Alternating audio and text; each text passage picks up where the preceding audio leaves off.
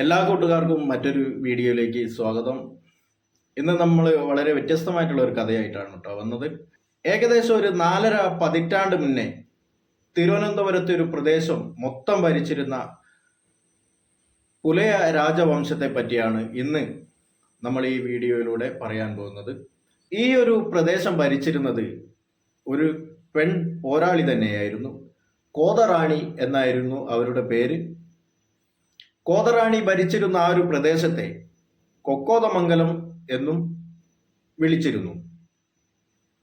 സവർണ രാജാക്കന്മാരുടെ പേടി സ്വപ്നമായിരുന്നു കോതറാണി. ബ്രിട്ടീഷുകാർ, റോമൻ സാമ്രാജ്യക്കാർ, അറബികൾ വരെ പാൽ കപ്പൽ വഴി വാണിജ്യ ബന്ധം നടത്തിയിരുന്ന ഒരു പ്രദേശമായിരുന്നു കോതറാണിയുടേത്. കോതറാണിയുടെ അതിസുന്ദരിയായ മകളായിരുന്നു ആതിര റാണി. അതിശക്തമായിട്ടുള്ള ഒരു സൈന്യം തന്നെ കോതറാണിക്ക് അവിടെ ഉണ്ടായിരുന്നു. അങ്ങനെയിരിക്കെ സവർണ രാജാവായിട്ടുള്ള ആറ്റിങ്ങൽ രാജാവ് ഒരിക്കൽ കോതറാണിയുടെ അതിസുന്ദരിയായ മകളെ പറ്റി കേൾക്കാനിടയായി. ആതിര റാണിയെ വിവാഹം കഴിക്കാൻ രാജാവ് ഒരു ദൂതനെ കോതറാണിയുടെ അരികിലേക്ക് അയച്ചു.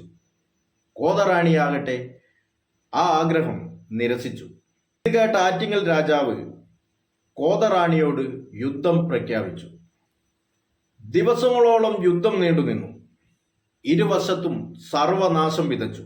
കോതറാണി തന്റെ അതിശക്തമായ പടയെയും കാട്ടാനക്കൂട്ടങ്ങളെയും വേട്ടനായ്ക്കളെയും ആറ്റിങ്ങൽ രാജ്യത്തേക്ക് വിട്ട് ആറ്റിങ്ങൽ രാജ്യത്ത് സർവനാശം വിതച്ചു.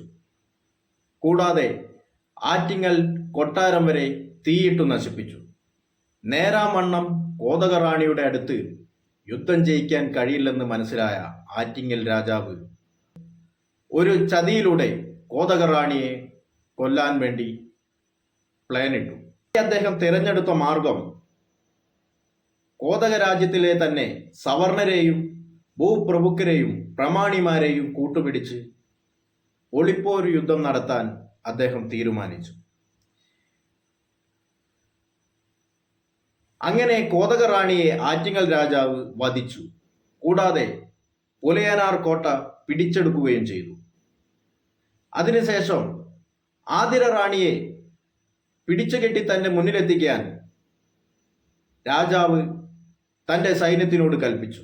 കേട്ട ആതിര റാണി തന്റെ പടക്കുതിരയെ അഴിച്ചുവിട്ട് ആറ്റിങ്ങൽ കുളത്തിലേക്ക് ചാടി ആത്മഹത്യ ചെയ്തു. ഇങ്ങനെയൊരു ചരിത്രം നമ്മുടെ പുസ്തകത്താളുകളിൽ നിങ്ങൾക്ക് അധികമൊന്നും കാണാൻ കഴിയില്ല. നെടുമങ്ങാടിനടുത്ത് പുഴമനക്കിൽ വില്ലേജിൽ ഇപ്പോഴും ഈ കോട്ടയുടെ അവശേഷിപ്പുകൾ കാണാൻ സാധിക്കും. സപ്പോർട്ട് ചെയ്യുക. നമുക്ക് ഒരുപാട് കഥകൾ ഇനിയും വരാനുണ്ട്. ഇനി അടുത്തൊരു വീഡിയോയിൽ നമ്മൾ വീണ്ടും ഒന്നിക്കും.